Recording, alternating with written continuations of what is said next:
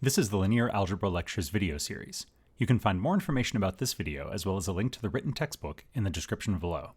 Stick around to the end of the video to learn more about this video series and the associated teaching and learning tools I've created for it. Lecture 34, Characteristic Polynomials and Characteristic Equations. Our objectives for this lecture are to construct the characteristic polynomial for a matrix and to solve the characteristic equation for a matrix to find its eigenvalues and their multiplicities. So let's first recall some of the definitions from the previous lecture. We defined what an eigenvector for a square matrix is in lecture 33. We said that V is an eigenvector for A if A times V is equal to lambda times V for some scalar lambda. And the scalar lambda is an eigenvalue for A if the equation AX equals lambda x has any non-trivial solutions. And remember that we said that we could rewrite the equation AX equals lambda x in the form A minus lambda I times x equals 0. So our goal for this lecture is to figure out how we can determine the eigenvalues for a given square matrix A. And what we learned in the previous lecture is that what we're really looking for are scalars lambda for which the equation A minus lambda I times x equals 0 has non-trivial solutions. And what we know from our invertible matrix theorem is that that equation is going to have non-trivial solutions exactly when the matrix A minus lambda I is non-invertible. A square matrix is invertible if and only if its determinant is not equal to 0. So if we want A minus lambda I to be non-invertible or singular, then we set the determinant of A minus lambda I equal to 0 and solve for lambda. Let's try this out. Let's take a look at the 2 by 2 matrix 2, 3, 3, negative 6. And let's see if we can figure out the eigenvalues for this matrix. So we're going to set the determinant of A minus lambda I equal to 0. So first we'll compute A minus lambda I, and remember that this is just going to subtract lambda from the diagonal entries. We get the matrix 2 minus lambda, 3, 3, negative 6 minus lambda, and now we compute the determinant of this matrix. Remember that for a 2 by 2 we can just do the crisscross motion. So we get 2 minus lambda times negative 6 minus lambda minus 3 times 3.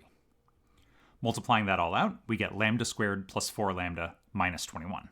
Now we're setting that equal to 0, and we can solve this equation either by factoring or using the quadratic formula, and we get the solutions lambda equals negative 7 and lambda equals 3. And now if we wanted the corresponding eigenvectors corresponding to these eigenvalues, we can follow the procedures that we learned in the previous lecture.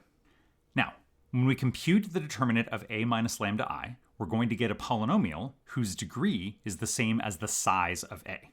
In the previous example, A was 2 by 2, and the polynomial we got was degree 2. In general, we call this polynomial, the determinant of A minus lambda I, we call that the characteristic polynomial of A. And the eigenvalues of A are the roots of this polynomial. The equation where we set that determinant of A minus lambda I equal to 0 is called the characteristic equation of A, and the eigenvalues of A are the solutions of that equation. So the difference between the characteristic polynomial and the characteristic equation is that the characteristic equation is the determinant of A minus lambda I set equal to 0. All right, let's try another example. So for this 3 by 3 matrix A, we're asked to first find the characteristic polynomial of A. So the characteristic polynomial is the determinant of A minus lambda I. So to compute A minus lambda I, we're subtracting lambda from the diagonal entries of A. Now we have to find the determinant of this 3 by 3 matrix. Remembering what we learned back in lecture 26, we can choose any row or any column of this matrix to compute our determinant. In this case, the best choice is the first column. And so this gives us that the determinant is 1 minus lambda times the cofactor C1, 1. The other cofactors are being multiplied by 0, so we don't need to work those out. C1, 1 is negative 1 to the 1 plus 1 times the determinant of the 2 by 2 matrix that we get by crossing out row 1 and column 1. And that's the matrix that you see here. And so this gives us the characteristic polynomial, negative lambda cubed plus 2 lambda squared plus lambda minus 2. Now for part B of this problem, we're asked to solve the characteristic equation and find the eigenvalues of A. The characteristic equation is that characteristic polynomial that we just computed set equal to 0. But this equation is hard to solve. This is a cubic polynomial equation, and in general, those are much more difficult to solve than the quadratic that we had in the previous example. So what do? Well, let's back up and look at an earlier step in our computation of the characteristic polynomial. Before we multiplied everything out, we had a partially factored characteristic polynomial.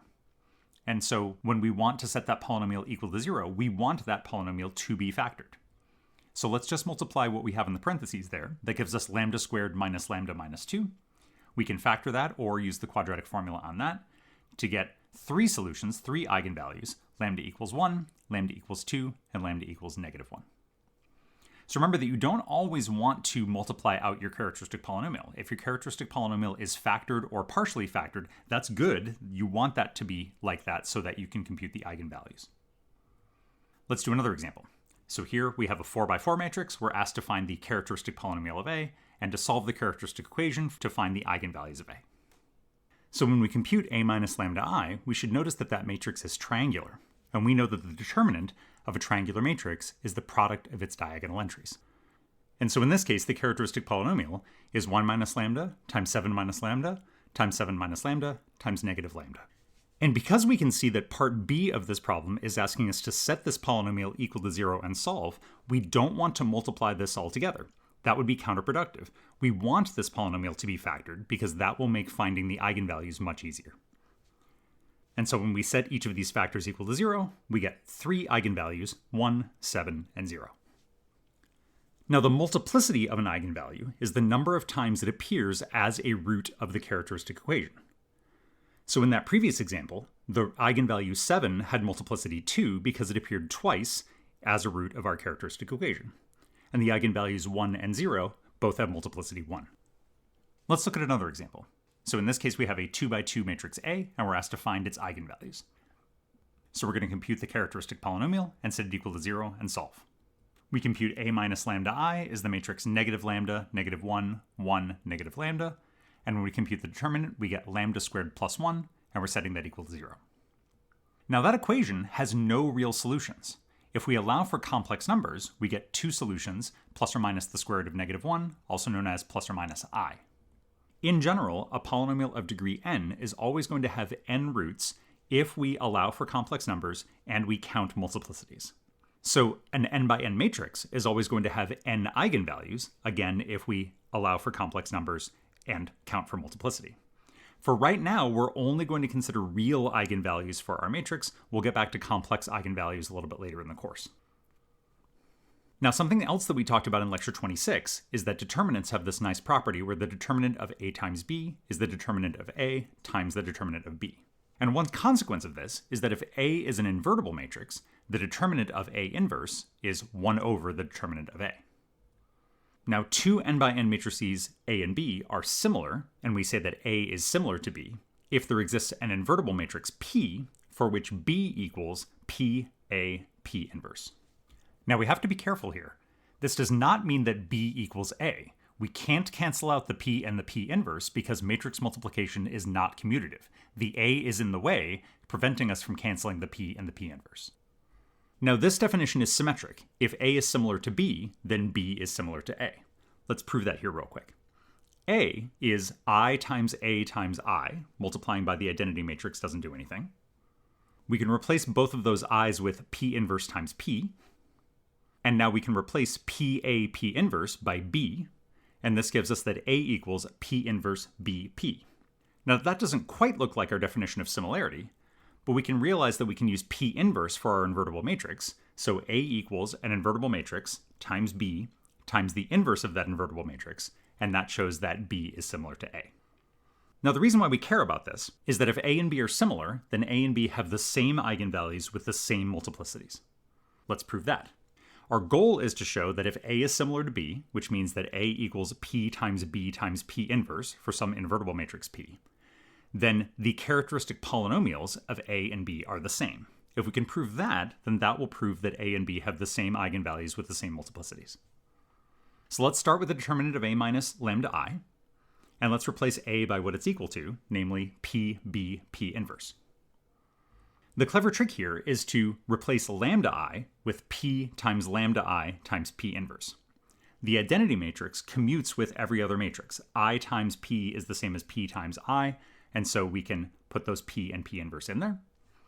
Now we can factor using our distributive property. We can rewrite this as P times B minus lambda I times P inverse. Now we're going to use the fact that the determinant of a product is the product of the determinants. So this gives us the determinant of P times the determinant of B minus lambda I times the determinant of P inverse. But the determinant of P inverse is 1 over the determinant of P, and so the determinant of P and the determinant of P inverse cancel out, and we just get the determinant of B minus lambda I, which is what we wanted. Now a couple things to keep in mind here. Don't perform any row operations on your matrix if you're trying to find its eigenvalues. Even one single row operation can change the eigenvalues of a matrix. Just as a quick example here, we can see that this triangular matrix, before we do a row operation, has eigenvalues 2, -5, and 1, but if we scaled the first row by a factor of 1/2, now the eigenvalues are 1 and -5. So we've changed the eigenvalues just by doing a simple row operation. So do not try to row reduce a matrix if your goal is to determine its eigenvalues. Now, characteristic polynomials and characteristic equations are usually not something that we can do on our graphing calculators, but we can do them in Wolfram. If we have a matrix and we want to find its characteristic polynomial, the command is characteristic polynomial with a capital C and a capital P. Make sure to put comma x after the matrix. That's going to tell Wolfram what variable to use for your characteristic polynomial. And we can also use the solve command to set that polynomial equal to 0 and solve, and again, make sure to type comma x to tell Wolfram what variable you're solving for. In Wolfram, the solve command also requires you to use a double equal sign or Boolean equals, so make sure that you use that syntax as well. Thanks for watching this video lecture. You can find links to the other videos in this series and to the written textbook in the description below. If you're an instructor, you can contact me for more information about the over 300 online linear algebra homework problems that I've created for the free My Open Math platform.